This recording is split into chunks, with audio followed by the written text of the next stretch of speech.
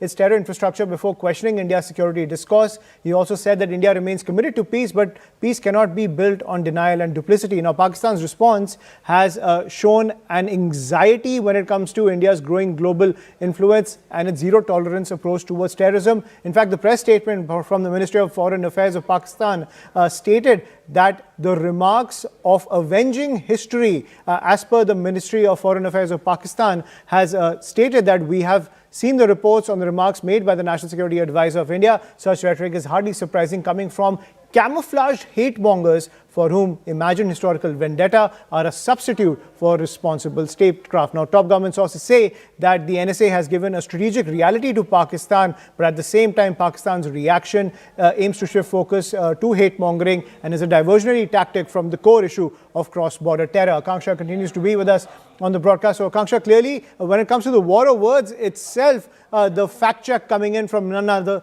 than NSA Ajit Doval. Absolutely, and the Pakistani response coming in from the Ministry of Foreign Affairs over there says that we have seen the reports on remarks made by the NSA of India. Such rhetoric is hardly surprising, coming from camouflaged hate mongers for whom imagined historical vendetta are a substitute for responsible statecraft. So clearly, Ayushman, Pakistan's response is reflecting not just its own strategic anxiety over India's growing global influence and its zero-tolerance approach to terrorism, because it's not just NSA. In fact, even the Army Chief, General Upen Dwivedi, has already issued a stern warning with regards to how Operation Sindoor is very much on, and that Pakistan better stay away from Kashmir. But in these inputs that have been shared by Security Affairs Editor Manoj Gupta, what we are being told is that in message that's been delivered by India's NSA Ajit Doval has already provided a strategic reality, and any nations have the right to respond to continuous security threats, especially terrorism that is being sponsored by Pakistan, not just on their soil, but also the way they are importing it over to Kashmir. Pakistan government is doing this and shifting focus to hate mongering, and that is a clear-cut diversion from the core issue of cross-border terrorism. So a state where Lashkar kind of groups are in mainstream and they are contesting elections, it's of course a serious issue. Need not be said much, given that today itself CNN News 18 has provided photographic evidence of how jihadi mullahs have been hosted.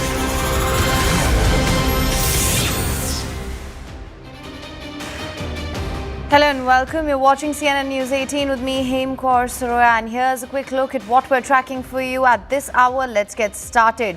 Mumbai votes after 8 years to elect its corporators, and Mayor Akshay Kumar Piyush Goyal casts vote. Supreme Court to hear petition by ED seeking CBI probe into the alleged obstruction of raids at IPAC offices by Chief Minister Mamata Banerjee and state officials. Supreme Court to hear plea filed by Jana Nayagan producers today. Petition questions interim order issued by the Madras High Court. After summons, Bhagwant Mann, Akal Takht face off over time of appearance. Akal Takht says time changed at the Chief Minister's request. Mann denied having made one. NEET PG cut-off lowered to fill vacant seats sparks debate over medical standards. Move allows even those with negative scores as low as -40 to take part in the third round of counselling.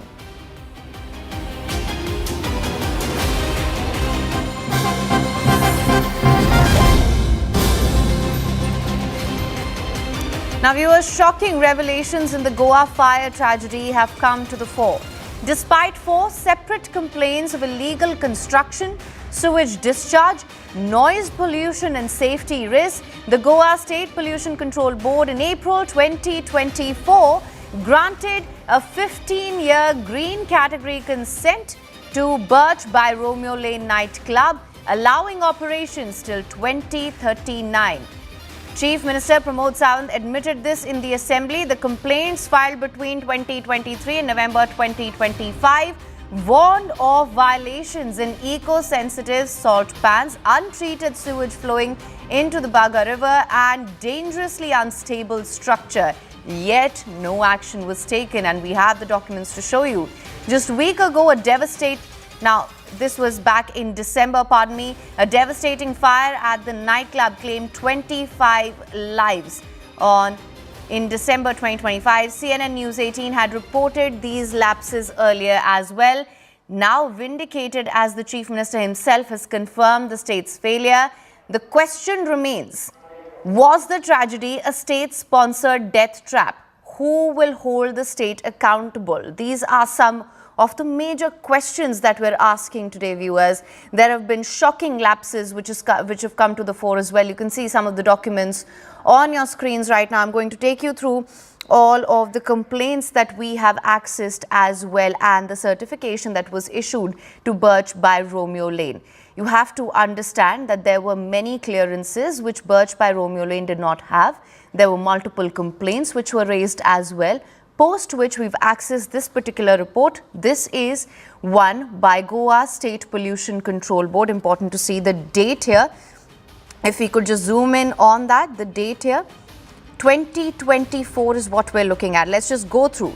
Consent to operate under Section 2526 of the Water Prevention and Control of Pollution Act 1974 and under Section 21 of the Air Prevention and Control of Pollution Act 1981 and authorization under Rule 6 of the Hazardous and Other Waste Management and Transboundary Movement 2016 as amended, to be referred to as the Water Act, Air Act and the HWM&T rules respectively. Once again, please focus on the date here, 22nd of April 2024. And this is the important part, point 1 and 2 that we're looking at here, viewers. This consent to operate and authorization is valid up to 2039, 31st of January 2039. So there was a clearance given up till 2039. This consent to operate and authorization is valid for the operation of a restaurant, capacity 150% seating. So that's the capacity. Also important to note here, conditions have been put in place as well, required to be complied under the Water Act. Let's go through these. Some of the major elements here, the daily quantity of effluent from the restaurant, sewage and solids shall not exceed 8.4 kiloliters a day. This is what this stands for, 8.4 kiloliters a day. Domestic effluent treatment and disposal, the domestic wastewater shall be treated in a properly designed septic tank. Now, this is the authorization letter that we're seeing here by the Goa State Pollution Control Board, issued on the 22nd of April 2024. Authorization is valid up to 31st of January 2039. If you were to just quickly go through the complaints as well, viewers, here we have a list of 4 complaints, as you can see here. This is from 2023, 2025, 3 from 2025, 1 from 2023. If I could quickly just take you through this, nature of the violation back in 2023, illegal construction in eco-sensitive zones, salt pans, agricultural field, discharge of sewage into the Baga River, operation in an unstable structure which could cause a major tragedy. The present status of this, site inspection was conducted in 2025. Action taken, inspection was forwarded to the complainant with a letter. This is the status here. Then we have 3 more complaints from 2025. Unlawful construction in violation in properties, bearing, serial number. This is the serial number then. Unlawful noise pollution, unauthorized construction, coastal regulation zone violations and illegal commercial operations without occupancy certificate.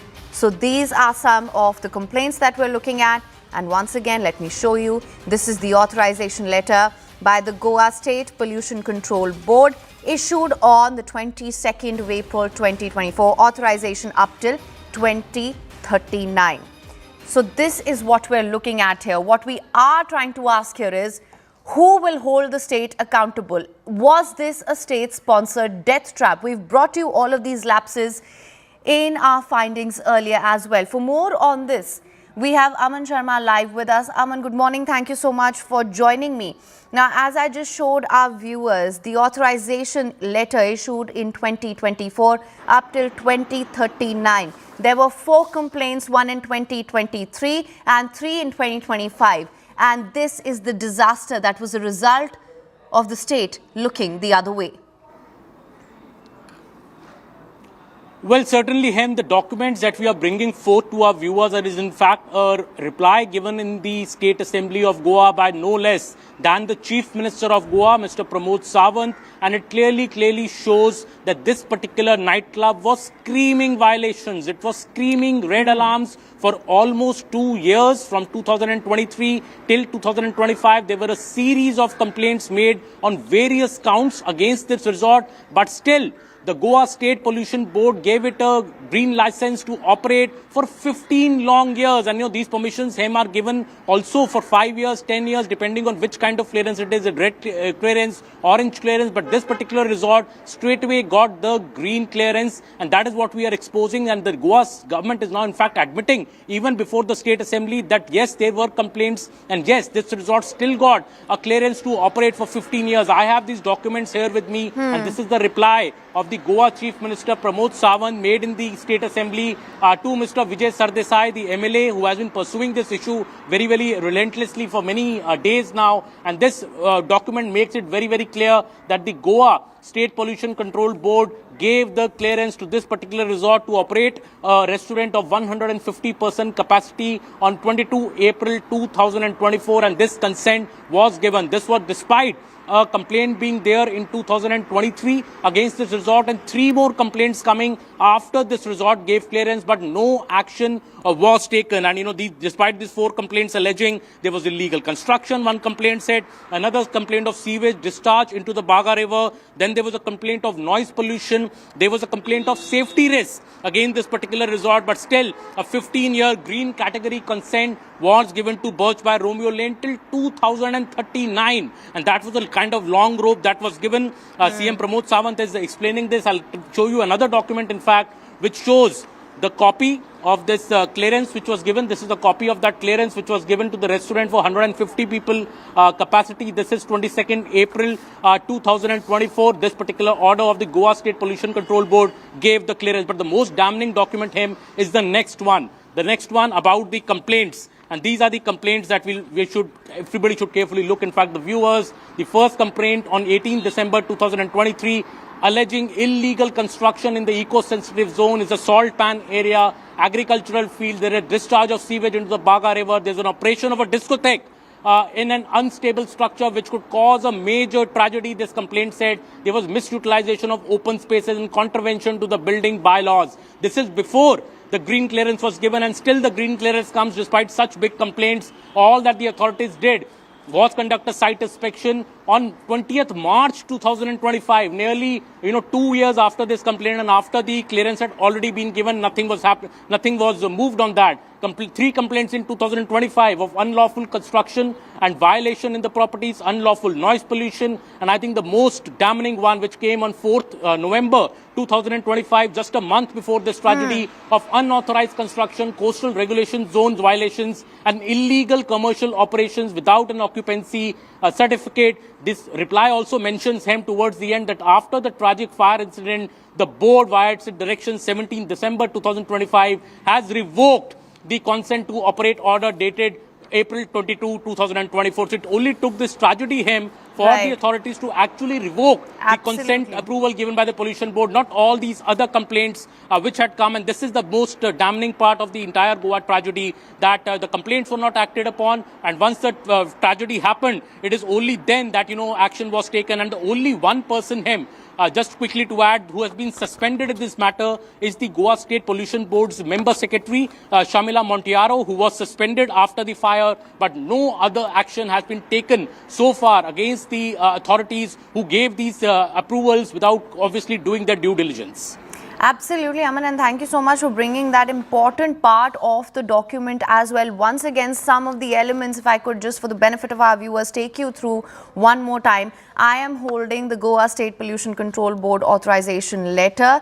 This is the date that we're looking at. Once again, let's just quickly zoom into this. 22nd April 2024. Important to note here, consent to operate and authorization is hereby, if you can see, if I could just zoom in here, is granted to GS Hospitality Goalpura. This is the important part. Represented by Mr. Saurabh Luthra, Green category. So very important to note here. And as Aman mentioned earlier, after the tragic fire incident at the establishment, the board, by its directions dated 17th of December 2025, has revoked the consent to operate order dated 22nd April 2024 issued to GS Hospitality, Goa, Arpora. And that is the damning part, as Aman mentioned right now as well. This was represented by Mr. Saurabh Luthra, and a green category authorization letter that was issued for the same. So this is clearly what we're looking at. Also joining me right now on the broadcast is Yesha Kotnak. Now Yesha, you've been bringing us all the updates since the beginning, since the day the tragedy broke out. We have seen the shocking lapses which have come to the fore time and again. We're holding these documents now. We're holding these certifications that were issued. Also, a green light given to them till 2039. So really, the big question still remains, is this a state-sponsored death trap? Absolutely. In fact, when we speak of these questions, there have been several allegations that have been leveled. In fact, just last week, before the assembly session could really begin, there were allegations that while the opposition wanted a discussion on births by Romulan, that was not considered in the business of the House, and which is where there were questions that were raised on state government. Now, when you speak of these allegations, what's also important to note is that when you speak of this green category certification, green category certification clearly means that there are all environmental rules that have been followed. There will be absolutely no pollution from this very place that was really operating. What's also important to note is that even before Birch by Romulan was given a permission, it was pretty obvious that this was a salt pan land wherein an illegal permission was given by the local panchayat for this very club to operate. Now, when we speak of the green permission, it meant that environmental clearances were in place, with the fact that this place was operating on a salt pan land, which clearly meant it was a recipe for disaster, with there being not enough exits.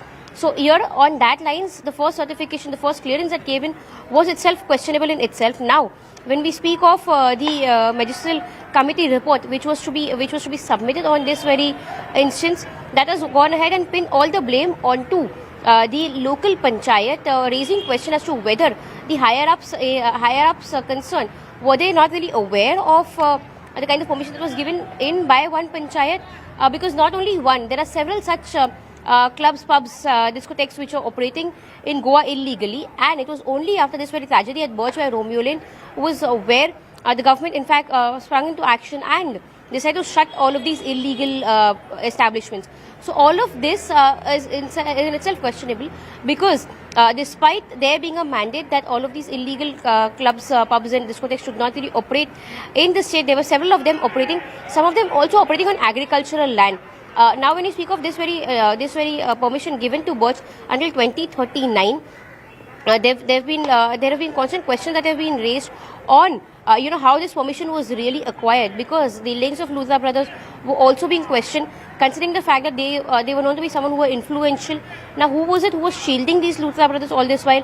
How was it that they were really being given permission? Is something that is clearly a part of investigation so far. Of course, it's been a month since the tragedy, but so far the charge sheet is yet to be filed by the Goa police. So all of this is a part of the larger investigation by the Goa police. But apart from that, when we speak of these allegations against the government, when this tragedy broke out was where there were questions that were being raised as to how so many clubs were being allowed to operate illegally. In fact, several people who were a part of the system, when we spoke to them, they also alleged that the entire system was working on the basis of bribes that were being offered to those sitting at the higher ups. Absolutely, yes. Yesha. Now, of course, one thing is clear. The Luthra brothers appear to be very well connected. They have used their connections to their advantage. That is, of course, no secret anymore. We are seeing the kind of activities that were being carried out there. There were no clearances. There was a complete abandon viewers for safety of the people who were visiting this establishment. As Yesha just mentioned, it's the very foundation of this establishment that is under question at this point. Aman, let me come to you on that also.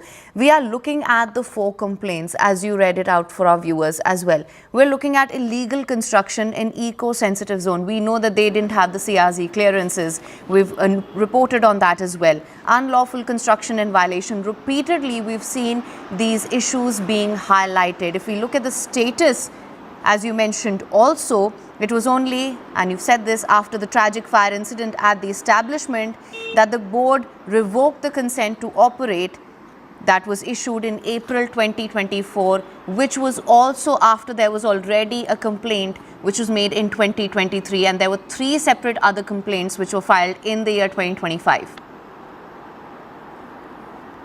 Well, yes, Sam, and I think the most damaging part is that while the first complaint, as we showed, was filed on 18 December 2023, the site check or the site inspection is only held almost 1.5 years later on March 20th, 2025. So, why this delay in the entire, when the violation has been flagged, why is the site inspection so delayed? And in the interim of the site selection in 2024, we see the site getting this green clearance, for 15 years till 2039. So why was this clearance given when a complaint of a serious nature about illegal construction in an eco-sensitive zone, agricultural field, discharge of sewage into the Baga River, operation of a discotheque in an unstable structure which could cause a major tragedy?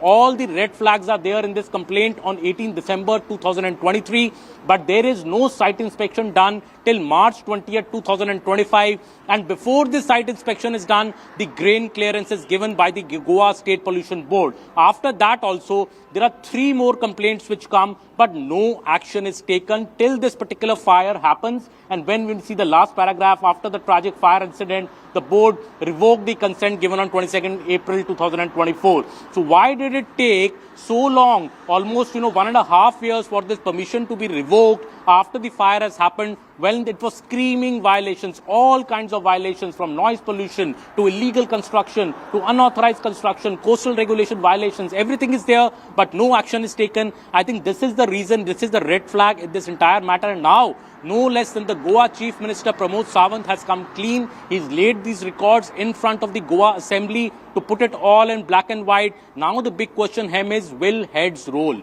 Because, so far, as I was telling you, only one member secretary of the Goa State Pollution Control Board has been suspended in this entire matter. Will more heads roll? Because the CM has been speaking about suspensions of action against IAS officers, IPS officers who were in charge and, who may have turned a blind eye. He had even admitted that that could have happened. But when will action be taken against these people is now the million-dollar question. It's been over, 1.5 months since this fire. Why has no action been taken so far? That is something that the Goa government now has some tough questions to face.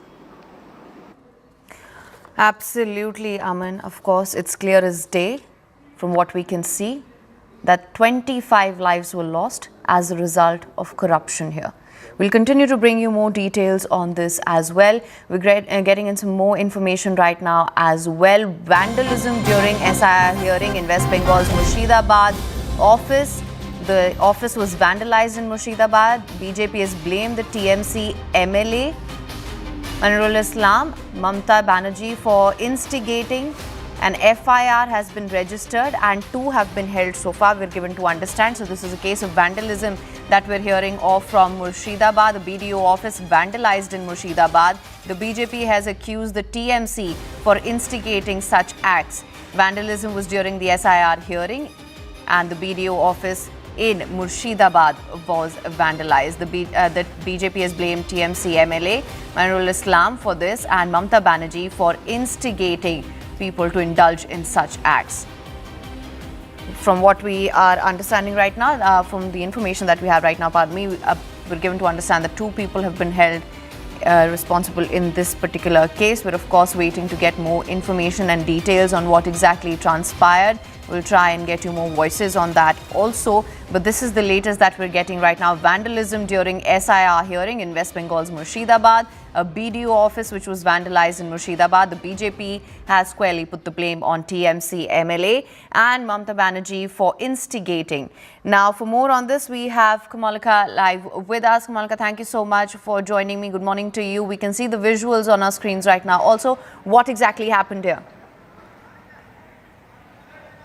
See, this is definitely something unprecedented because this is a place which is a BDO office, which is a government office. This is located in Farakka, and here the hearing and all the process that's required for SIR, those processes were on. At that point of time, with the leadership was taken by the MLA, Manirul Islam, Farakka MLA of this region. He went there and he was protesting, and he stated when there is one Ram and Rahim, he gave it as an example that as far as Ram people are concerned, that means the Hindus are concerned, the election commission and the people and the government office, they are not looking for much of the document. But if it is a Rahim, that means it's a Muslim, then they are asking for more documents. On this point, he started a protest, and later on it was seen that it was not a protest. They went inside, they vandalized the BDO office like anything. And after that, obviously, an FIR has been lodged.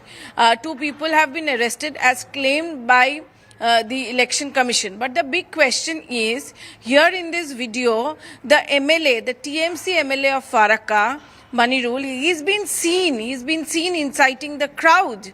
So the miscreants there, but in this FIR we don't see the name of Manirul, and there is no action against the MLA. That is what the question the BJP is raising. That 2 people have been arrested as claimed by the election commission. Okay, this vandalized show that what is the state of affair there, and why this type of vandalization.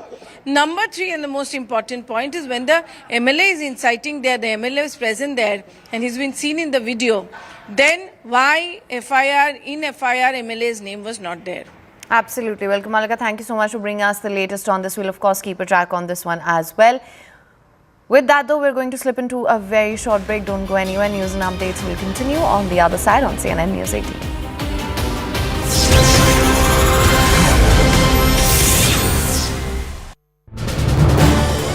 This is News 18 Network.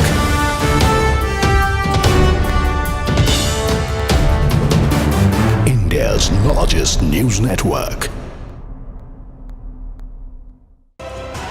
Welcome back and thank you for staying with us, viewers. The wait is over. Mumbai is gearing up for a crucial election, voting to elect its corporators and mayor after 8 long years. This election holds significant national implications, with the Thackeray legacy and political survival on the line, with Chief Minister Fadnavis sees it as a test as development agenda. Voting will be held in 2,869 seats across 29 municipal corporations, with this being the largest electoral phase for local self-governing bodies till date. A total of 15,931 candidates are in the electoral contest. This means, on an average, 5 to 6 candidates are competing for each seat. Talking of key seats, all eyes are on Mumbai. The Brihan Mumbai Municipal Corporation is Asia's largest, richest municipal corporation. Besides, the future of major cities like Pune, Thane, Nagpur and Sambhajinagar will also be decided. Speaking of issues that have been dominating the political discourse, infiltration, Marathi identity and Hindutva emerged as more prominent topic than civic matters. Have a look. उन्होंने ये बहुत कोशिश की कि development के एजेंडे से इसको भटकाए, और मुंबई में तो ज़्यादा की, लेकिन हम भटके नहीं। हाँ, ज़रूर उनकी बातों का जवाब हमने दिया, लेकिन एजेंडा हमने डेवलपमेंट का रखा, और 80-90% हमारा प्रचार ये केवल विकास पर हुआ। इसलिए लोग हमको पूर्ण रूप से चुनकर देंगे। मेरा अपना आकलन है, 29 महानगर पालिकाओं में, 26 से 27 महानगर पालिकाओं में भारतीय जनता पार्टी, शिवसेना या राष्ट्रवादी कांग्रेस, जो हम अलायंस पार्टनर्स है, इनमें से किसी का महापौर होगा। आपकी बड़ी संख्या में भागीदारी मुंबई की लोकतांत्रिक व्यवस्था को और मजबूत बनाने वाली है।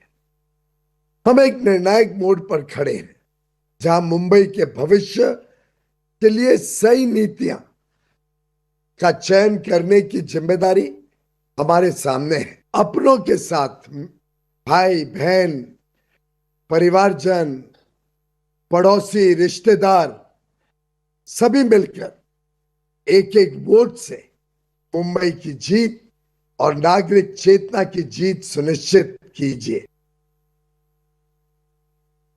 के अनुसार जहां जहां जरूरत पड़ती है वहां पे वेबकास्टिंग करने के लिए बोला था। अगर नागपुर सिटी के बारे में देखा जाए तो उस क्राइटेरिया के अनुसार हमारा एक भी बूथ जो है वहां पे वेबकास्टिंग करने की आवश्यकता नहीं है अगर उस क्राइटेरिया को देखा जाए।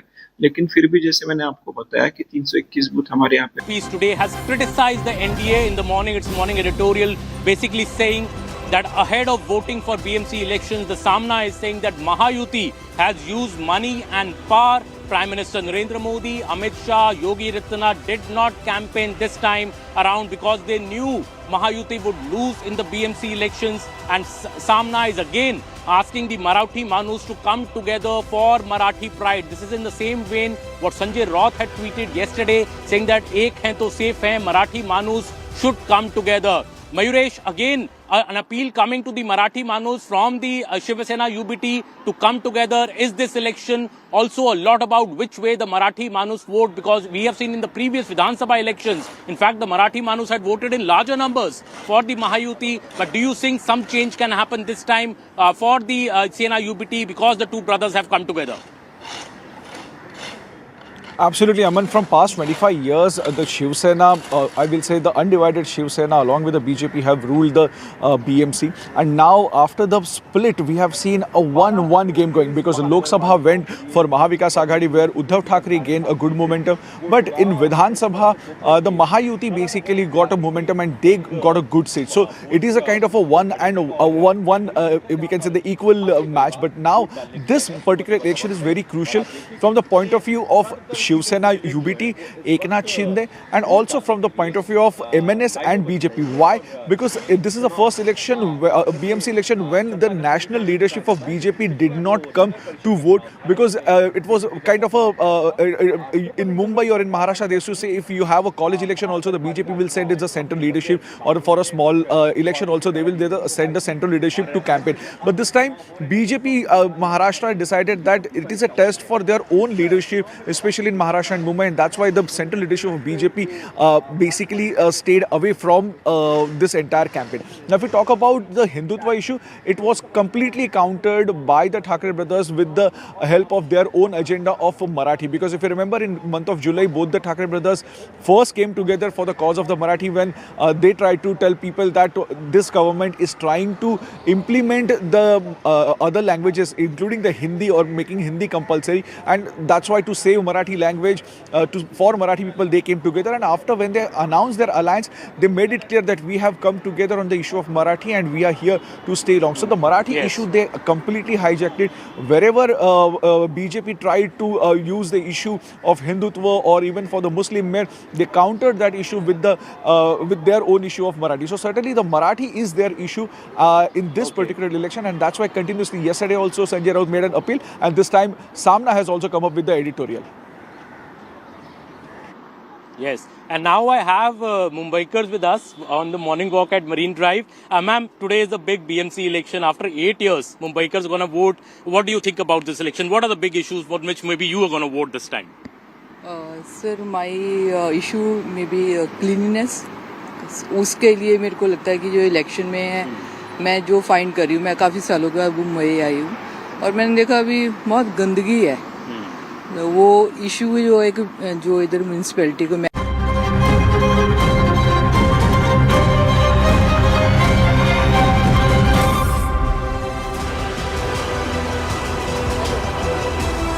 Hello viewers, I'm Aman Sharma and I'm coming you live from Mumbai from the beautiful Marine Drive this morning when Mumbaikars are stepping out to vote for the all-important BMC elections.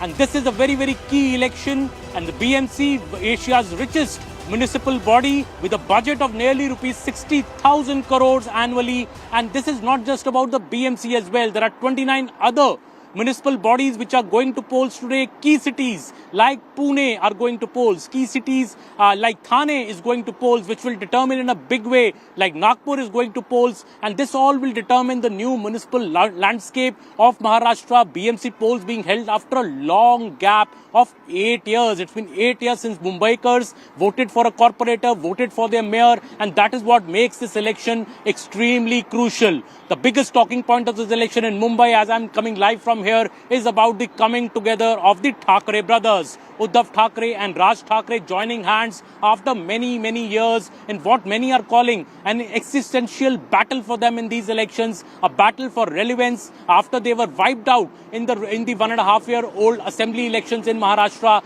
This new alliance which has come together, can it work its magic, or will it be Devendra Fadnavis and Eknath Shinde's jodi, the development journey of Mumbai and Maharashtra, which will resonate more with the voters in the same way as it did during the Vidhan Sabha elections? I have met two colleagues on the ground, Mayuresh and Jesha. Mayuresh is tracking Mr. Uddhav Thackeray and his family, while Jesha is tracking Raj Thackeray today, the two most washed out personalities in these elections in the BMC. So Mayuresh, if this election, how crucial is it for Uddhav Thackeray? Because if he doesn't perform well in this election, what would mean for the political future of Uddhav Thackeray, Aditya Thackeray and even Raj Thackeray? See, Aman, it's not only about the Thackerays, it is about the Eknath Shinde also and BJP also. Why? I will explain in a bit. As you said that, yes, it is very much crucial for both the Thackeray brothers because after 20 years they have reunited. It's been more than 25 years the Thackerays, I will say the Uddhav Thackeray along with the BJP were ruling, but now after the split, both have got different. Why it is important for Eknath Shinde also? Because Eknath Shinde is always seen as a man of infrastructure, or we can say infrastructure man. But he's always been tagged as a person from Thane and not from Mumbai. So it is a test for Eknath Shinde also basically to prove his mettle that he is running Shiv Sena, and that Shiv Sena which basically born here. Why it is a test of for BJP or Fadnavis also? Because this is the first election where the national leadership was basically asked to stay away, or national leadership didn't come, because the strategy was very much clear that it is a test of the local leadership as well as the leadership of Mumbai and Maharashtra, and that's why it is a as I said, it's a test of Fadnavis also. So this election is very much crucial election. If we go back in just 2.5 years back, we saw that the Mahavikas Aghadi got a good numbers in Lok Sabha, the Mahayuti got a good numbers in Vidhan Sabha. So as I said that the score is 1-1 now. Now it would be interesting to see that whether the Thackeray brothers who are posing or who are basically taking up the agenda of Marathi and making emotional appeals every day, or made emotional appeals every day. Even today also that the Samna had made the same appeal. So will people get convinced for that? Because there are ample examples. While we were reporting from the field, we have got to know that many people have come from abroad with this emotional appeal just to vote. There are many people who had come from Johannesburg, in Kolhapur, in Mumbai. There are few people I know who had come from USA to vote, to cast their vote in Vashi or in Navi Mumbai, just on the base of this particular emotional agenda which Thackeray has basically played out. That was a card of Marathi card. Also, we see that the Hindutva, which was a core of a BJP, they tried to basically talk about the Hindutva throughout this election, but that has been countered by both the Thackeray brothers with the Marathi card which they played. And if we see the rallies also, in those rallies, Uddhav Thackeray basically made the emotional appeal to the voters of MNS and Shiv Sena, whereas Raj Thackeray was seen making the presentations or giving the presentations on the issue of Marathi and how the Marathi Manus is basically getting suffered and how the Mumbai is conquered by the non-Marathis. So the Marathi versus non-Marathi issue has been played largely by the Thackeray brothers, and they feel that this is the agenda. Because on one hand they are showing what they have done in last 25 years, whether it's an infrastructure project like Coastal Road or any other, but on the second hand they are playing the emotional card also, and that's why they are continuously making this appeal that this is the last election of Marathi Manus. Yes. Right, Mayuresh. And taking that thought to Yesha, who is tracking Raj Thackeray. Yesha, a lot of comments have come from Raj Thackeray in this election. This whole lungi pungi comment, attacking the non-Marathis, batting for the Marathis. Do you think this campaign will have some resonance in this election? And more importantly, I also want to know from you, will the Mumbaikars go out and vote? You know, in the last election, we just saw about 55% turnout. Before that, less than 50% turnout in successive BMC elections. So why don't Mumbaikars actually go and vote when it comes to the BMC elections? Absolutely, Aman. You know, when we speak of Mumbaikars, it is known to be a fact that when it comes to several posh areas of Mumbai, that records the lowest percentage of vote. Be it Bandra, be it Malabar Hill, all of these are prime locations. In fact, in the earlier experiences that we've had, we've seen how the younger generation, or for that matter, those whose vote really counts, would not really come out and vote, but the elder generation would. The problem here is that despite the fact that there are so many appeals that really take place, we've seen how over the last couple of years, be it the Election Commission, be it the BMC, they've all roped in celebrities to encourage the people to come out and vote. Now, case in point being, we saw Akshay Kumar go out and vote first thing in the morning. We've seen how there have been several such messages which go around on social media urging people. It's also by influencers and celebrities who urge people to go out and vote. There are several such offers also we see that are usually put into place, that those who come and show the ink finger, be it at restaurants, be it at various prominent locations, they get some kind of a discount. All of this is being done just to urge people to come out and vote. When you also speak of the state government, they announced today's day as a holiday, rightly so that people, that there could not be a reason that because people are working they could not come out and vote. But this is a problem with a maximum city which always has lowest percentage, and that is being seen as a classist category, saying that people would not really want to go and wait in long queues. When it comes to BMC elections, one user does not really experience long queues, for the reason being there are a lot of polling booths, there are a large number of polling booths, and that's why the problem of waiting in queues does not really arise. Now, coming to the question of Raj Thackeray. Well, right, Yesha, and we can see that, perhaps the only people who are out today are at the Marine Drive and morning walkers, and I have two very special guests with me. Varun Singh ji, he's a journalist, a big talking voice on the BMC elections as well. He's been all over the media, and of course Mr. Amitabh Tiwari, the founder of Vote Vibe, is also with us, and he has been putting out lots of reports about the BMC elections. Amitabh ji, first to you, what is your prediction of BMC election? Do you think the BJP has a pole position in these elections? Yeah, of course, if you go by the Vidhan Sabha results, and if you just go by the plain arithmetic that the Shiv Sena, which won 84 seats, is now divided into two blocks, Shiv Sena Eknath Shinde and Shiv Sena Uddhav Balasaheb Thackeray. So that shows that the BJP, at least on paper, arithmetically, has an edge, but we've seen elections could go anyways. We have to see whether the BJP still holds sway over the female voters, because in 2024 the female voters voted in large numbers because of the Ladli Bahin scheme. Then you have a peculiarity here, as in the Marathis and the non-Marathis largely are equal population, almost 40-40 sort of, and 20% is the Muslim population. So whichever party gets two blocks normally has an edge. And then of course this is urban apathy, so there is this socio-economic class differentiation which can be loosely based on the residential status. People living in societies, housing societies, and then people living in slums. For housing societies, the 4-year gap of the elections has somewhat made the corporators irrelevant for a lot of people. Because in our surveys, 60% of the voters have never gone to the corporator for any work, and 40% do not even know the name of the corporator. So for this segment, the presidential style, which is largely focusing on Hindutva or infrastructure or statewide national issues, so they will, I think, largely be voting on personalities, which is Devendra Bhau versus the Thackeray brothers.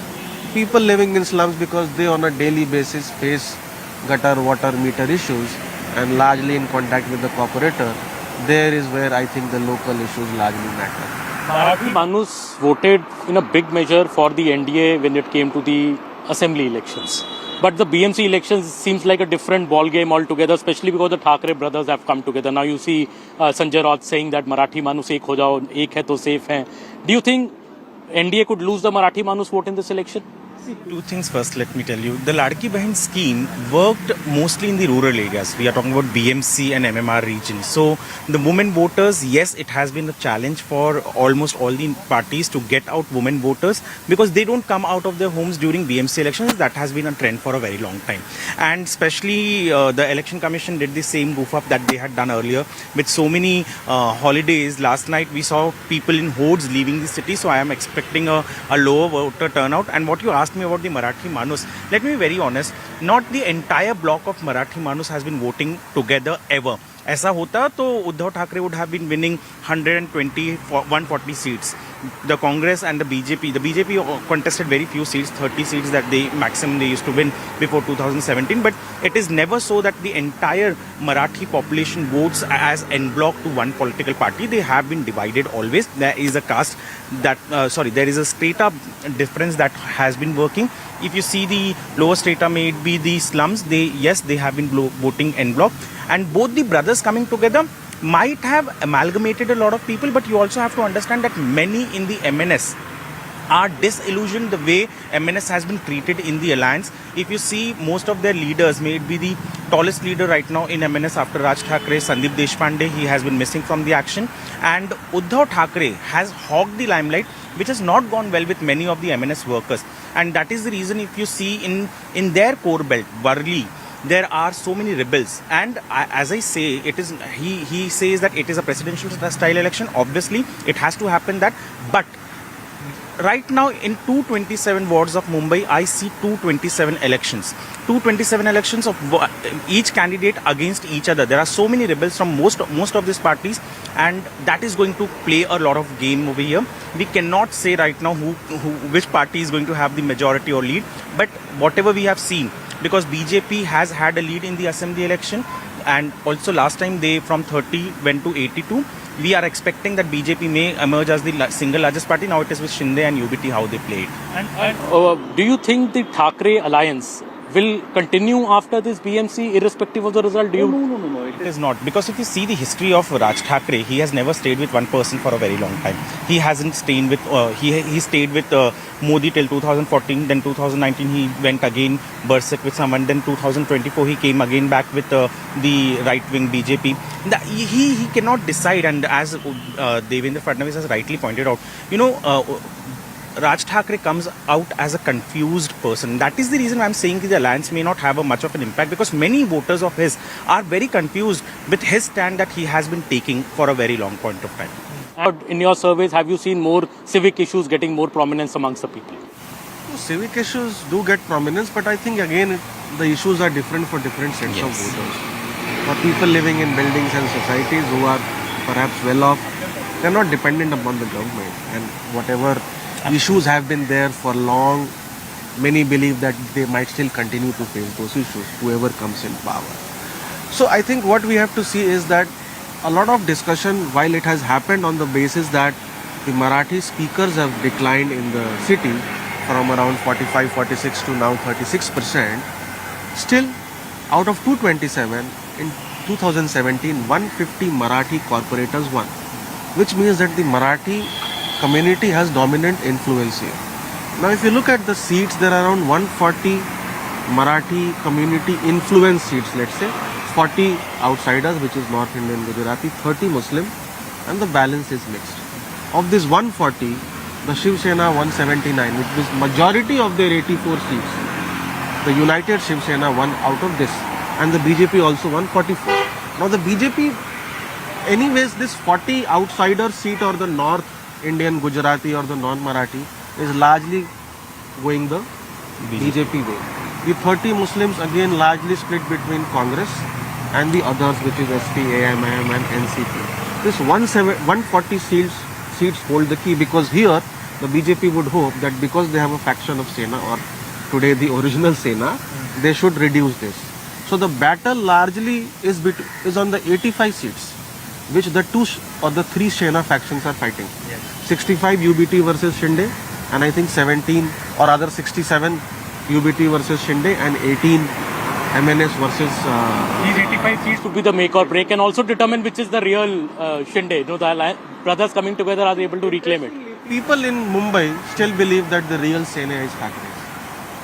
Rest of the Mumbai, it is very clear that Eknath Shinde is the real Sena. But in Mumbai, because Bala Sahib's dominance, his whole life being here and his contribution, there is this romance and this nostalgia. So this round of election will prove that. I a bit disagree that in Mumbai, yes, to be very honest, they did win a majority of seats, but they win because they won those seats in the assembly because there was a big fight between the MNS contesting in many of the seats. This time what I believe is that MNS candidates, there are many rebels. For example, I would give you a very strong seat where Aditya Thackeray is the MLA, Worli. In that, there is Worli Koliwada seat from where ex-deputy mayor Hemangi Worlikar is contesting. Over there is a rebel from her own party. And if you move outside that particular Worli Koliwada belt, and the local candidate is from Shinde Sena, again a Worlikar. So, if you move out, there is so much of anti, and there are Aditya Thackeray won by a very slender margin, to be very honest, and that clearly shows that had they worked a bit better, had they managed the other parties well, they could have won. And if you see the other adjacent seat, Mahim, where Sada Sarvankar lost, he lost by about 1,600 or 1,400 votes. So these are very thin margins. And in the den that we say South Central Mumbai, except for Civic, one constituency, I don't see in any of the other constituencies, may it be Mahim, may it be Worli, that UBT is clean sweeping. There would be 2 to 3 corporators from other parties who will be winning in these seats. Well, very clearly, both our guests and Amitabh, they're making a point that 85 to 86 seats where the Thackeray brothers are against, the Eknath Shinde faction of the Shiv Sena or the real Shiv Sena will actually make or break this election. We'll be back on the other side of the break. It's over to him for now in the studio. All right, and here's the latest that we're getting for you right now. Prime Minister Narendra Modi celebrating Makar Sankranti, feeding cows at 7 LKM. This is the latest that we're getting for you right now. Prime Minister Modi is celebrating Makar Sankranti as well. And he'd also earlier put out a message for Makar Sankranti for all those who celebrate. There he is. You can see the visuals on your screens right now. Celebrating Makar Sankranti. The sacred occasion of Sankranti is celebrated in various parts of the country according to local customs and traditions. I pray to Lord Surya for everyone's happiness, for their prosperity and excellent health. This was a message that he'd put out on X earlier. As you can see there on your screens right now, these are the visuals that we're getting for you right now. Then Prime Minister Modi feeding the cows at 7 LKM. And he'd earlier put out a message. Prime Minister Modi also had extended greetings on the occasion of Pongal yesterday, describing the harvest festival as a celebration of the bond between human effort and nature and tribute to agriculture, farmers, rural life and dignity of labour. For more on this, Payal Mehta joins us live. Payal, good morning to you. Thank you so much for joining me. There we have these visuals of the Prime Minister feeding the cows there. What can you tell us? Yes, of course, it is part of our traditions, given the fact that the Prime Minister spoke about the celebration of this particular festival across the entire country. You have, of course, Sankranti being celebrated in the north, you have Uttarayan being celebrated in the west. You have, Bihu being celebrated in the east and the northeast as well. And in southern India, Sankranti is also kind of very, very big festival as well. So the Prime Minister, of course, taking note of the fact that, this brings in the onset of spring. This actually marks the end of winter. And this also marks in the rise of the sun god as well. So the Prime Minister over there feeding the cows at his official residence at 7 Korean Mark. Because remember, in the Indian culture, the cow is considered to be mother. Like, usko Gau Mata is the reference that is given to the cows as well. So keeping up with the tradition, the Prime Minister, of course, playfully, feeding these cows. And you can see these cows running around, like playful children as well. So that's the big celebration coming to the fore. Just about yesterday, the Prime Minister participated in the Makar Sankranti celebration that you saw. In fact, the Pongal celebration that you saw at the residence of Dr. L. Murugan.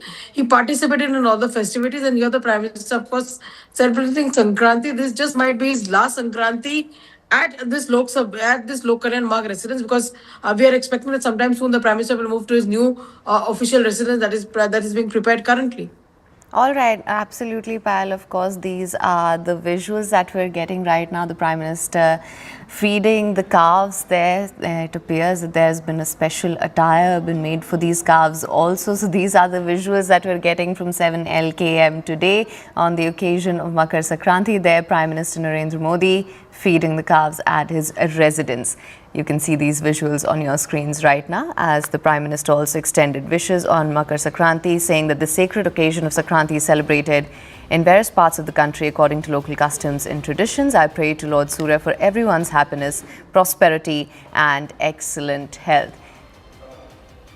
And with that, we're going to call it a wrap on this edition of the News Bulletin. News and updates will continue on the other side on CNN News 18. Do stay tuned.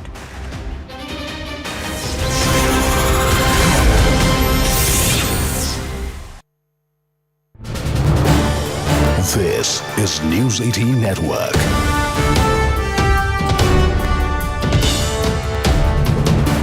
India's largest news network. This is News 18 Network.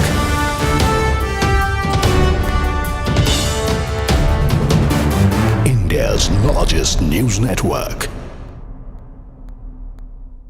Piece today has criticized the NDA in the morning, its morning editorial, basically saying that ahead of voting for BMC elections, the Samna is saying that Mahayuti has used money and power. Prime Minister Narendra Modi, Amit Shah, Yogi Adityanath did not campaign this time around because they knew Mahayuti would lose in the BMC elections, and Samna is again asking the Marathi Manus to come together for Marathi pride. This is in the same vein what Sanjay Roth had tweeted yesterday, saying that Ek hai to safe hai, Marathi Manus should come together. Mayuresh, again an appeal coming to the Marathi Manus from the Shiv Sena UBT to come together. Is this election also a lot about which way the Marathi Manus vote? Because we have seen in the previous Vidhan Sabha elections, in fact, the Marathi Manus had voted in larger numbers for the Mahayuti. But do you think some change can happen this time for the Sena UBT because the two brothers have come together?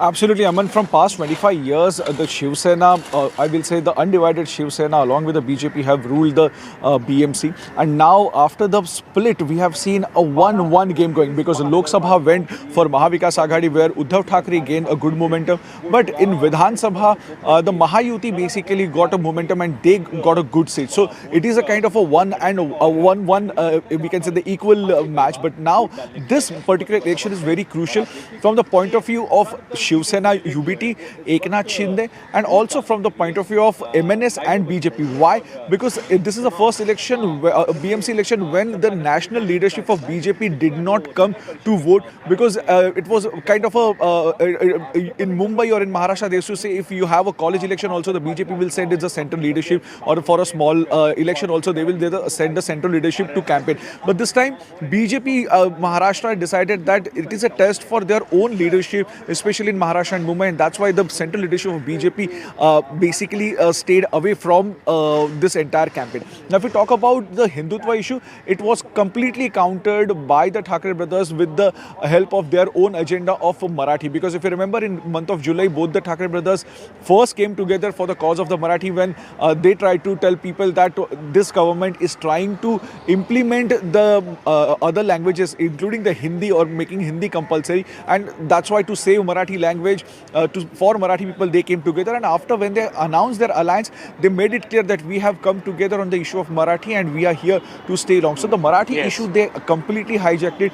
Wherever BJP tried to use the issue of Hindutva or even for the Muslim mayor, they countered that issue with their own issue of Marathi. So certainly the Marathi is their issue in this particular election, and that's why continuously, yesterday also Sanjay Roth made an appeal, and this time Samna has also come up with the editorial.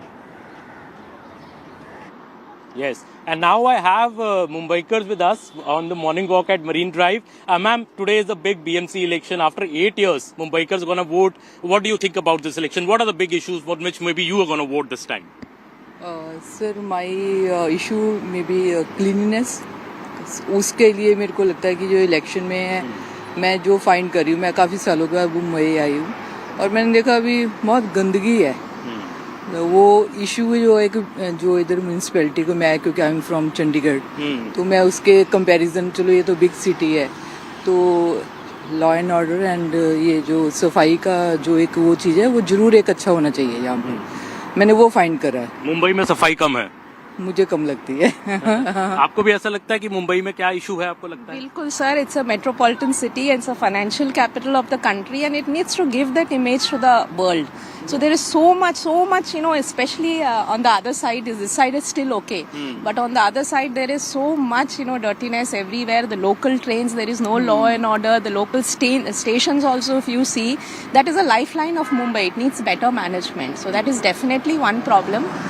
And yes, there are other issues also. We are all from, outside Mumbai. And Mumbai is like a home to us. But sometimes there are certain issues where we feel that, this is not our home. So that also has to be taken care of. Lot of talk in this election about Marathi, non-Marathi. You think those are issues that people should be bothered or more about the civic issues? Civic issues is also one of the issues, but those are major issues because, India is a country, is a democratic country and everybody has a right to stay anywhere in India. So these kind of issues, I mean, it's just unbearable. I mean, there is no logic, no reasoning to this. So this is a very major issue which is to be handled. What is this Marathi, non-Marathi? We are all Indians and we love Marathi people and we expect that they should also love us in the same way. So that's a major issue which has to be handled. Of course, civic sense is always an issue. So I would love if we have Mumbai, we see Japan. People go with white socks and there's not a spot of dust on their socks. Why can't we have this here? So I mean, we also need to do our part. I mean, government can't do anything. So there has to be a lot of awareness that has to be created among people also. That they can't just spit anywhere, they can't throw things anywhere. Absolutely. So it has to be two-way, but the government has to enforce this strictly. So enforcement and regulation has to come from the government. Thank you. And that is what you were hearing from people that, Marathi manos, non-Marathi manos, non-Mumbaikars. But still, people feel that the civic issues of Mumbai are the ones which are the most important, uppermost in their minds. The city should be clean. That is what the ladies are saying. And, Yesha, a final word from you on this, that, do you think these are the issues which will actually dominate the elections and rather the ones, the politics?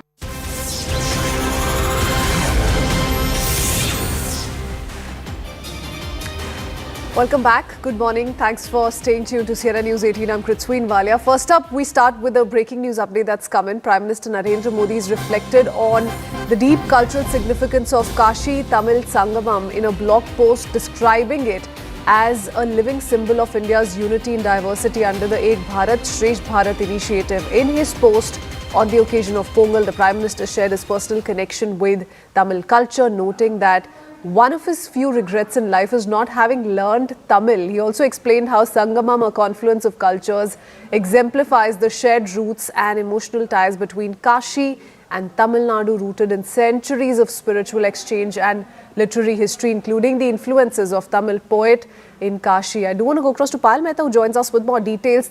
Kashi Tamil Sangamam is a month-long program. It started in 2022, an initiative by the Modi government, and the Prime Minister every year takes to social media to pen his thoughts on the emotion that this day or this month carries. Payal, over to you. What's the latest he shared on the blog? On the blog, he reflects on, the Kashi Tamil Sangamam from 2022 onwards. Remember, the Prime Minister has been of the opinion for the longest that, deepest cultural ties that exist in India do not exist anywhere in the world. And of course, Tamil being one of the oldest languages of the Indian civilization, that is something which the Prime Minister said time and again as well. So it is of great significance given the fact that Tamil is such an ancient language that even the Prime Minister, Christine, just about yesterday we were discussing that when he spoke at the UN for the first time, he did speak a few lines in Tamil reflecting on how deep the cultural ties in India really are. So Kashi Tamil Sangamam has been of great impact. The Prime Minister says that he's a member of parliament from Kashi, which is of course a reflection of eternity, and hundreds of people come every year from the southern state of Tamil Nadu to at the doorstep of Baba Vishwanath at the Kashi Vishwanath temple as well.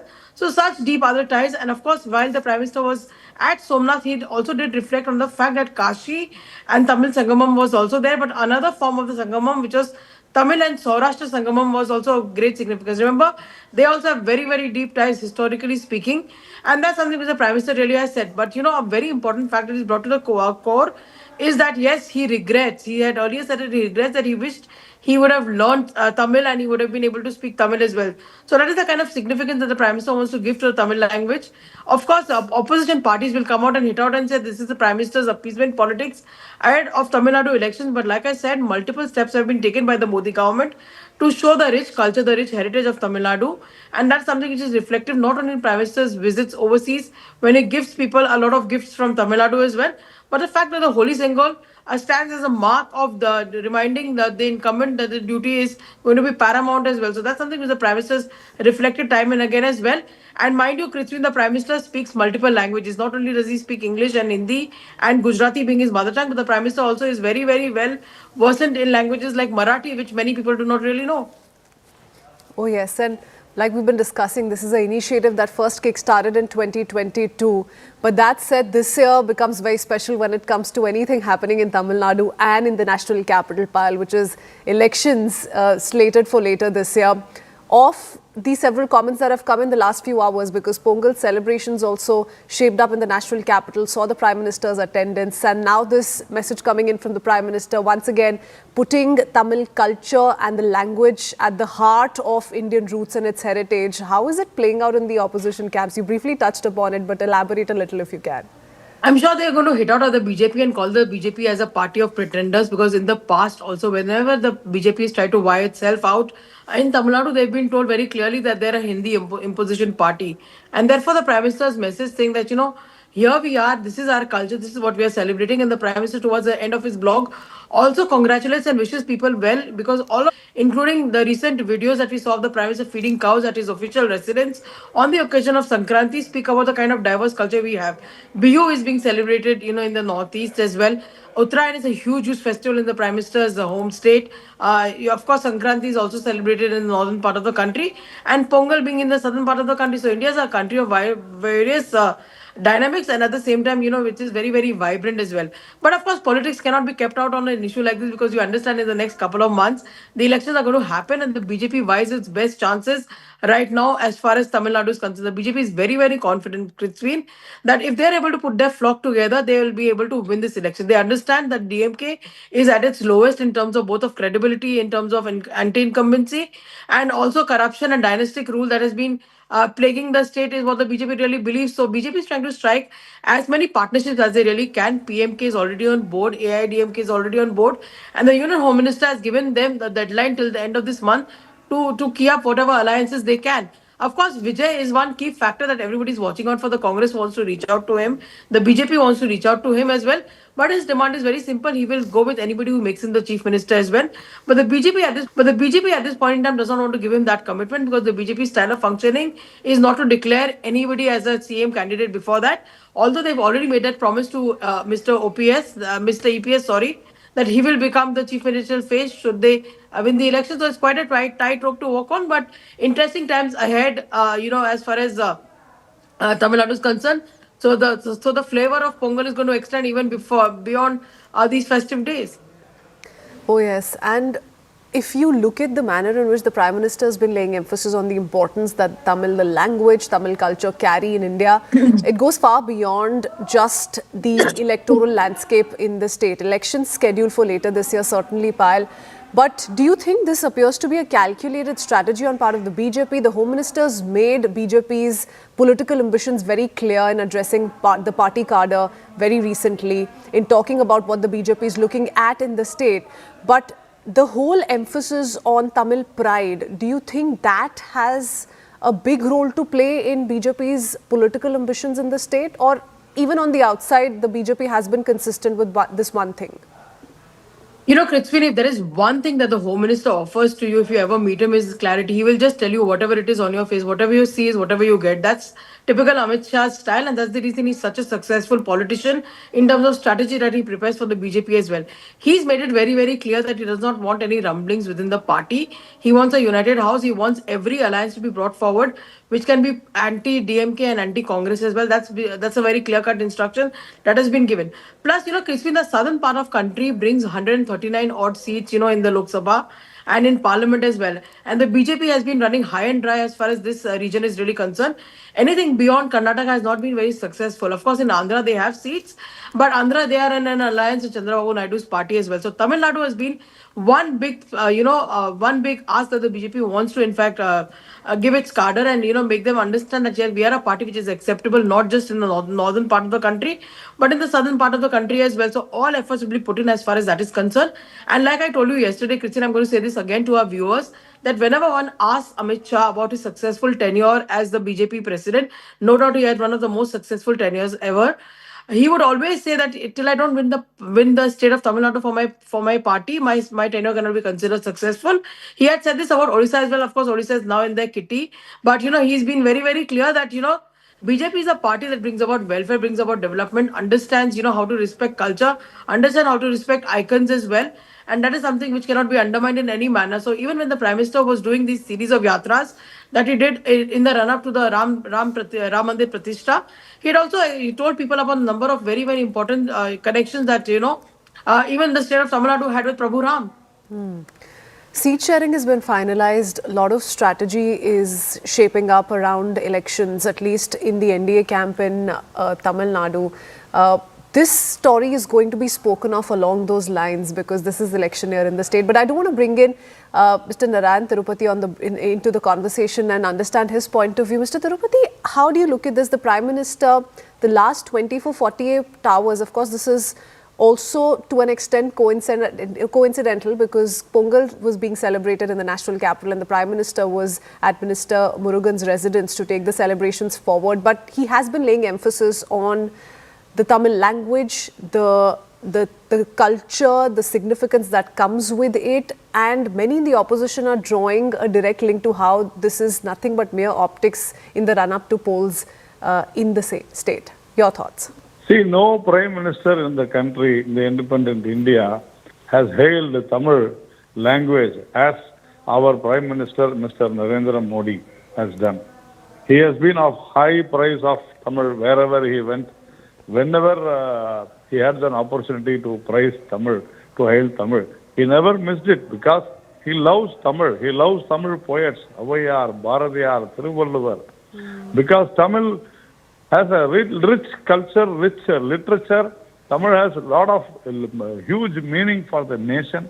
So, Prime Minister, not only after becoming Prime Minister, I know him from 1980s, whenever he had come to Tamil Nadu, he was very much interested knowing about Tamil culture, Tamil poets, Tamil traditions. So we all know, even during when he was Chief Minister of Gujarat and when he was the organizing General Secretary of Bharatiya Janata Party also. So it is not new, it is not a surprise, it is not as people say. But is this also, in a way, a subtle message, Mr. Tirupati, which is being sent out to his political rivals in the state? We all have been talking about the significance of this election in Tamil Nadu, but there is a DMK that is in the power in the state and they constantly hold this one card of how the BJP is a Hindu party, is an anti-Tamil party. Do you think this is a constant reminder that the Prime Minister keeps throwing at them?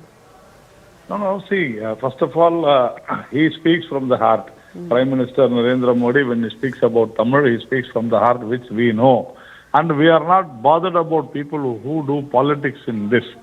BJP is definitely a Hindu party because all Indians are Hindus. That is what we say. We believe in that inclusive politics. So we should understand what the Prime Minister is saying and we should understand what the opposition are trying to always politicize Prime Ministers because they don't want anyone to like Tamil. That is the problem. They want to have the patent right of being a Tamilan or a patent right for Tamil language. It is not so. All are Tamils. Even I am a Tamilan, proud Tamilan. So I am very happy that our Prime Minister talks about the rich glory of our language. So just ignore these people because they do only politics in the name of language, in the name of religion.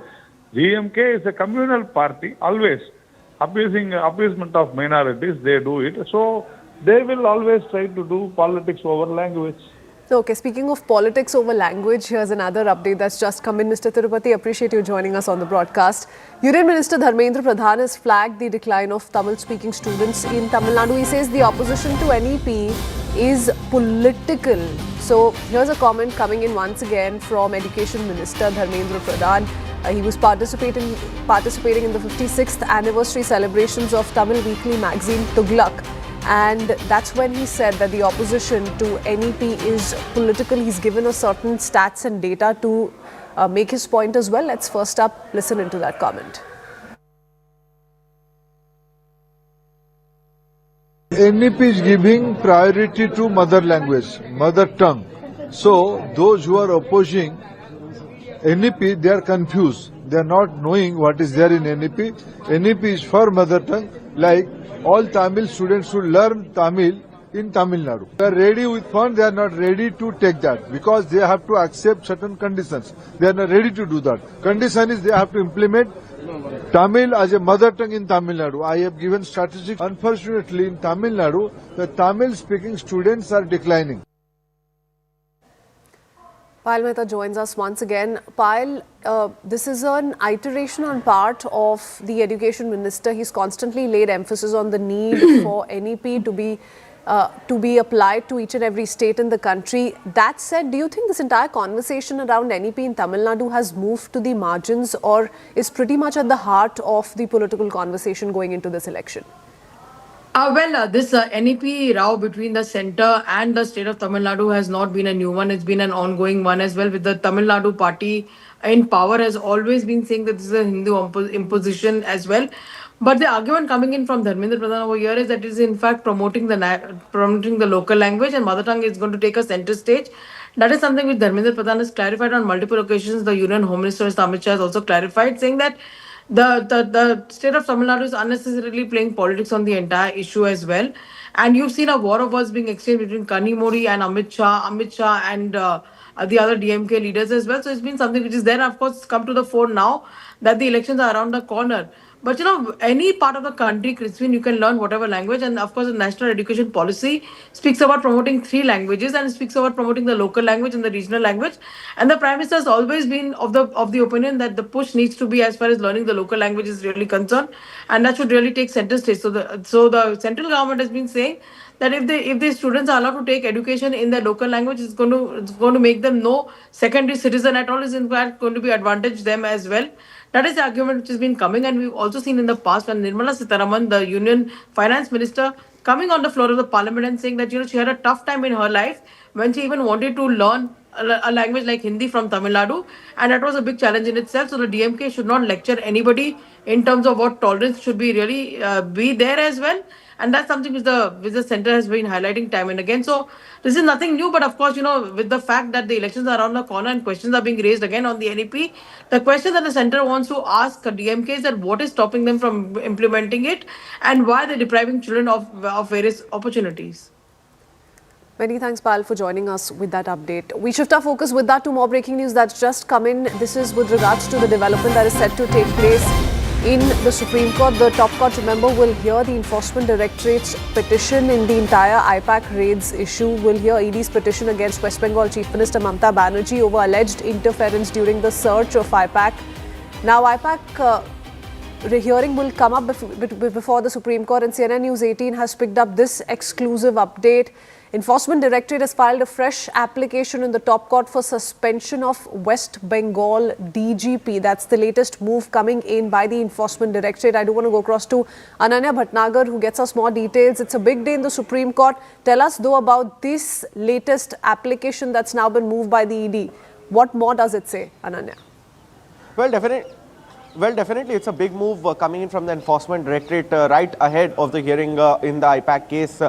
2 applications have been filed by the Enforcement Directorate. One seeking, in fact, implement of the DOPT or the Directorate of Personnel and Training, and also, in fact, the Ministry of Home Affairs, as far as this petition is concerned, saying that a clear direction should be given out to the DOPT and, in fact, the Ministry of Home Affairs for the suspension of top officials of, in fact, the West Bengal Police, including DGP Rajiv Kumar. In fact, this application for direction, which seeks the suspension of Rajiv Kumar and other top officials who aided Mamata Banerjee during that particular search that was taking place at Prateek Jain's residence in the IPAC office and aiding her in taking away those documents. The ED goes on to say that it is not the first time that DGP Rajiv Kumar has done something or aided the Chief Minister as far as things are concerned.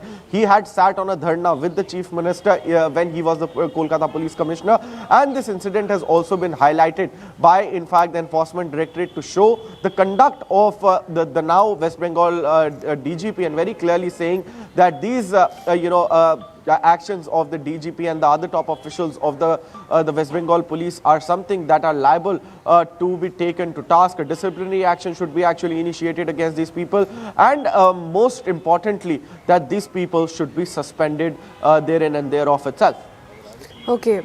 Having said that, apart from this fresh application that's been moved by the Enforcement Directorate and the top court seeking suspension of West Bengal DGP, what else will be shaping up in the court today? It's a big day in the Supreme Court as far as IPAC searches are concerned. We've seen a lot of back and forth between the Enforcement Directorate and TMC in West Bengal.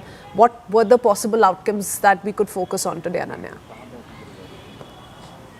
Well, one thing, Krithveen, that's for sure, is a lot of drama and a dramatic hearing before the topmost court of the country. We saw what happened in the Calcutta High Court yesterday. We saw verbal spats happening between the Enforcement Directorate and the TMC's counsel in the Calcutta High Court as well. In fact, the ED going as far as to say that, it is not the Enforcement Directorate that had seized something from that particular residence, but in fact, Mamata Banerjee was somebody who took all of those documents away. All of the digital devices are in the possession of the West Bengal Chief Minister herself, and that is something that is a complete breakdown of the law and order and a complete obstruction of the kind of searches that were being conducted, a lawful search that was being conducted by the financial probe watchdogs, and that is something that is a similar argument could be placed before the Supreme Court. In fact, if we go by the petition that has been filed by the Enforcement Directorate before the topmost court of the country, another big allegation that needs to come that would be coming forth from the ED's counsels would be that Mamata Banerjee's supporters or the TMC supporters had on the first occasion before the Calcutta High Court tried to subvert that hearing, tried to hijack that particular hearing, and that is exactly the pitch that forced the Enforcement Directorate to actually come to the Supreme Court, saying that it would be the appropriate forum as far as adjudication of this particular issue is concerned. Okay, well, ED's petition against West Bengal Chief Minister Mamata Banerjee's alleged intervention during IPAC searches is slated to come up in the top court today. Ananya will keep breaking down all those details for us. Ananya, thank you for the moment for joining us. Let's play out top reactions that have come in on the story so far. Categorically, I have said I am appearing on behalf of Mamata Banerjee as chairperson of the All India Trinamool Congress, not as Chief Minister of the West Bengal. IPAC to party hai usme. Respondent number 4, AITC जो बना है उसको IUPAC तो party है। ये सवाल उनका के पिटिशनर नहीं है, आईपैक पिटिशनर नहीं है, तृणमूल वो उनको बोलने दीजिए, उनका आर्गुमेंट तो कोर्ट तो एक्सेप्ट नहीं किया, उन्होंने जो बोला कोर्ट कुछ नहीं एक्सेप्ट किया, accepting adjournment. When she was not the chief minister, for every issue she used to run to the court.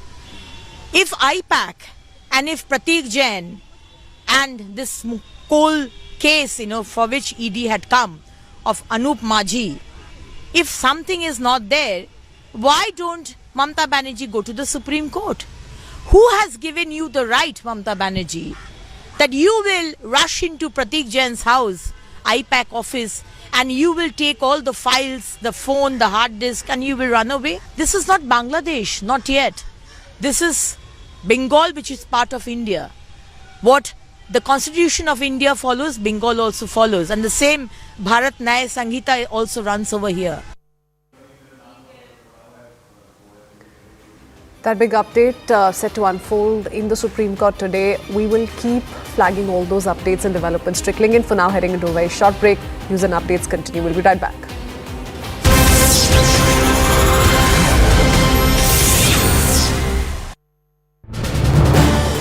This is News 18 Network.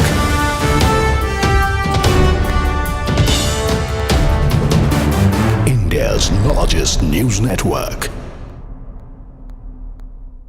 Piece today has criticized the NDA in the morning, its morning editorial, basically saying that ahead of voting for BMC elections, the Samna is saying that Mahayuti has used money and power. Prime Minister Narendra Modi, Amit Shah, Yogi Adityanath did not campaign this time around because they knew Mahayuti would lose in the BMC elections. And Samna is again asking the Marathi Manus to come together for Marathi pride. This is in the same vein what Sanjay Roth had tweeted yesterday, saying that ek hai to safe hai, Marathi Manus should come together. Mayuresh, again, an appeal coming to the Marathi Manus from the Shiv Sena UBT to come together. Is this election also a lot about which way the Marathi Manus vote? Because we have seen in the previous Vidhan Sabha elections, in fact, the Marathi Manus had voted in larger numbers for the Mahayuti. But do you think some change can happen this time for the Sena UBT because the two brothers have come together?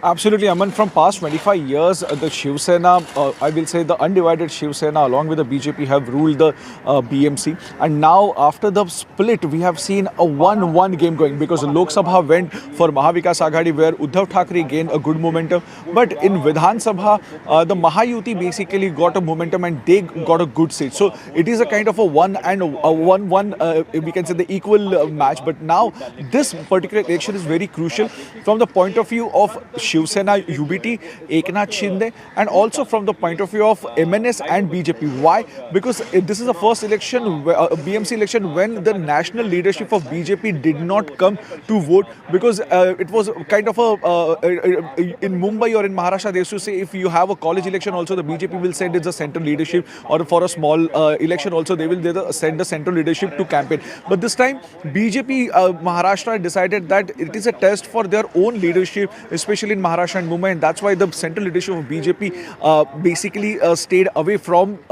this entire campaign. Now, if we talk about the Hindutva issue, it was completely countered by the Thackeray brothers with the help of their own agenda of Marathi. Because if you remember, in month of July, both the Thackeray brothers first came together for the cause of the Marathi when they tried to tell people that this government is trying to implement the other languages, including the Hindi, or making Hindi compulsory, and that's why to save Marathi language, for Marathi people, they came together. And after, when they announced their alliance, they made it clear that we have come together on the issue of Marathi and we are here to stay long. So the Marathi issue, they completely hijacked it.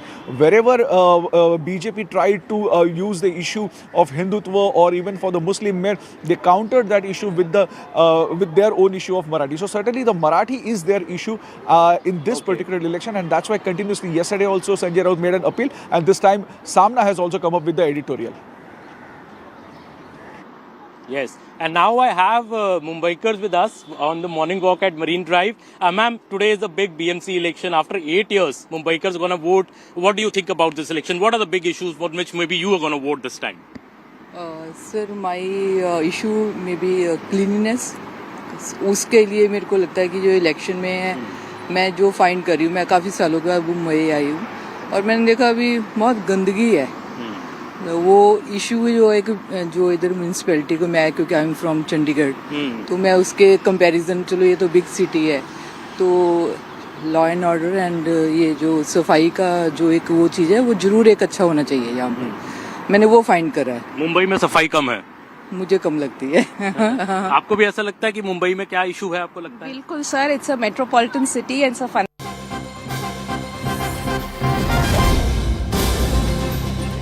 हर दुर्गम इलाके को पार करने में सक्षम मुख्य युद्धक tank Arjun, आत्मनिर्भर भारत के तहत निर्मित आर्मर पियर्सिंग एम्युनिशन, दुनिया के किसी भी आधुनिक टैंक के कवच को भेदने में पूरी तरह से सक्षम है. दुश्मन के आगे झुके न कभी, विजय तक रुके न कभी. मुख्य युद्धक tank Arjun. Coming up next is the infantry combat vehicle BMP-2 Sarath, capable of operating effectively in all battlefield terrains of deserts, mountainous regions and high altitude, that can carry 10 fully equipped soldiers. Led by Lieutenant Guruvili Gyanendra Kumar of 8 Mechanized Infantry, it has 360-degree sight for panoramic view along with laser rangefinder and loitering munition system, also known as CARM. It is a high mobility combat vehicle with a potent armament and state-of-the-art night fighting capability, which makes it capable of destroying enemy targets up to a distance of 4 kilometers at night. Being an all-weather amphibious combat vehicle, BMP-2 is battle-ready for full spectrum of challenges and conflicts. This is the reason it is considered the backbone of the Indian Army's mechanized forces. और अब आपके सामने सलामी मंच की ओर बढ़ता हुआ भारत की सामरिक शक्ति का प्रतीक नाग मिसाइल सिस्टम, नेतृत्व 17 मैकेनाइज्ड इन्फेंट्री के कैप्टन अंकित कुमार के हाथों में। नामिस एक टैंक विध्वंसक भारतीय नवाचार की शक्ति का परिचायक है, जो दुश्मन के टैंक्स को नष्ट करने के साथ साथ सबसे पहले भेजे हमारे टोही एलिमेंट्स को दुश्मन के हमले से सुरक्षा प्रदान करता है और भारतीय सेना की एंटी टैंक क्षमता को मजबूत करता है। यह 4 किलोमीटर की दूरी से दुश्मन के टैंक को ध्वस्त करने की क्षमता रखता है। इसमें नामिका ट्रैक्ड आर्मर्ड फाइटिंग व्हीकल शामिल है, जिसमें क्रू लेस टर्रेट है, जो कि 6 नाग एंटी टैंक गाइडेड मिसाइल्स को फायर करने में सक्षम। Ladies and gentlemen, you are now witnessing the Shilka weapon system of Indian Army's 140 Air Defense Regiment, self-propelled, which was upgraded indigenously. It features an automatic anti-aircraft gun mount and is being led by Captain Viresh Happali. It is effective against aerial targets up to 2,500 meters and ground targets up to 2,000 meters. Its rate of fire is 850 rounds per minute per barrel. Shilka successfully shot down drones launched by Pakistan during Operation Sindoor, protecting the ground-based assets of Indian Army and upholding the country's honor. देवियर सज्जनों, शिल्का के बाद मंच की ओर अग्रसर K9 वज्र T, नेतृत्व 2 medium regiment के lieutenant Raghavendra आजाद द्वारा हमारे सभी दस्तों को लंबी दूरी तक फायर सपोर्ट देने में सक्षम एक ऐसा सेल्फ प्रोपेल्ड गन सिस्टम जो मरुस्थल में भी 66 किलोमीटर प्रति घंटे की रफ्तार से दौड़ सकता है। इसमें 155 मिलीमीटर 52 कैलिबर ट्रैक्ड हॉविट्जर तोप लगाई गई है, जो 40 किलोमीटर तक प्रहार कर सकती है। ऋषि दधीची के अलौकिक अस्तिदान तथा सशस्त्र वज्र निर्माण का सार बताता K9 वज्र टी मंच के आगे से गुजरता हुआ, जो न्यूक्लियर तथा बायोलॉजिकल हमले में कार्य करने की भी क्षमता रखता है। और अब आपके सामने आ रहे हैं इन्फेंट्री के दस्ते, जिन्हें क्वीन ऑफ बैटल भी कहा जाता है, क्योंकि किसी भी सैन्य अभियान में अंतिम विजय और जमीन पर नियंत्रण इन्फेंट्री ही सुनिश्चित करती है। इसी के साथ रफ टेरेन टैक्टिकल हॉलर आपके सामने, जिसका नेतृत्व 29 पैरा SF के हवलदार सत्यवान सिंह के हाथों में। यह एक ऑल टेरेन व्हीकल है, जिसकी टोइंग क्षमता 680 किलो है। 2 रैक्स, जिनमें 160 किलो का पेलोड रखा जाता है। सेना में इसका उपयोग मुख्य रूप से पेट्रोलिंग, रेकी, कैजुअलिटी इवैक्यूएशन और गुप्त अभियानों के लिए किया जाता है। इसी श्रेणी में इसी के साथ आप देख सकते हैं all terrain vehicle Ajay Ketu, जिसका नेतृत्व 3 पैरा रेजिमेंट के हवलदार गुलाम महबूब के हाथों में। इसका उपयोग सेना में तेज तैनाती, पेट्रोलिंग, रेकी एवं हिट एंड रन जैसे कार्यों के लिए किया जाता है। यह वाहन रेगिस्तान, पहाड़ी इलाकों, उबड़ खाबड़ इलाकों, बर्फीले इलाकों, कीचड़, रेत के टीलों आदि सभी तरह के इलाकों में तेज तैनात किया जा सकता है। देवियर सज्जनों, इन्फेंट्री कॉलम का अगला वाहन है स्पेशलिस्ट मोबिलिटी व्हीकल, नेतृत्व द्वितीय गढ़वाल राइफल्स के नायब सूबेदार संदीप चमोली द्वारा। स्वदेश निर्मित विशेष गतिशीलता वाला ऐसा वाहन जो दलदल, पथरीले एवं रेतीले हर इलाके में दौड़ सकता है। सियाचिन के -50 डिग्री तापमान से लेकर तपते रेगिस्तानों में अपनी जिम्मेदारियों को बखूबी निभाता है हमारा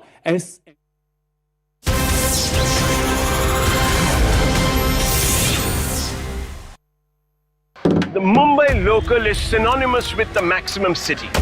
It is its very lifeline. After 8 long years, the Brihan Mumbai Municipal Corporation elections are finally set to take place. One alliance